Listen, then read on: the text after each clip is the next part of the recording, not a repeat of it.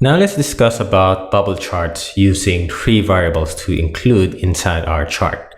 And the bubble chart actually is an extension of the XY scatter chart. So when we say XY scatter chart, it's just more of a plotting of the X and Y coordinates. So this is the X coordinate and then this is the Y coordinate over here. Plotting in here different points based on your data. The difference with the bubble chart is there's going to be a third variable to each point in the XY scatter chart.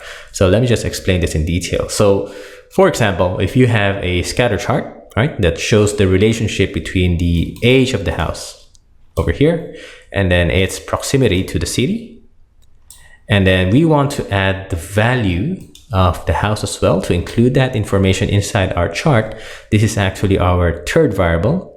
Then a bubble chart will be useful to help you there. So how it's represented over here is the value of the house, right? This one, the third variable, will determine the size of the bubble. So which means the larger the value, then the larger the bubble on how it's represented over here, right?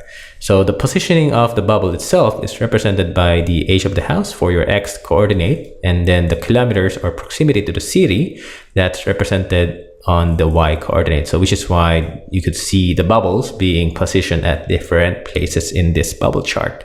And then the size, right, of the bubble would now be dependent on the value over here. Okay, so this is our final output. So let's just delete this, right? So let's now create our bubble chart. And what we want to do first is select the entire table that contains our data. Go to Insert. Let's go to Recommended Charts. Okay, so to be able to look for a bubble chart, let's go to XY the scatter, right? And then let's select bubble, and you could see here that we already have the bubble chart in here. Just go OK,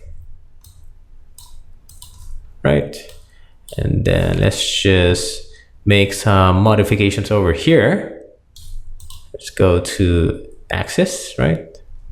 And then we want to see the primary horizontal over here. So this is type in here, age of house, right? And then let's add as well another title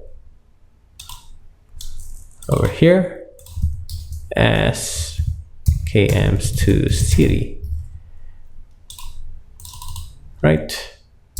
And let's just delete the title that we don't need. And now you have your bubble chart ready.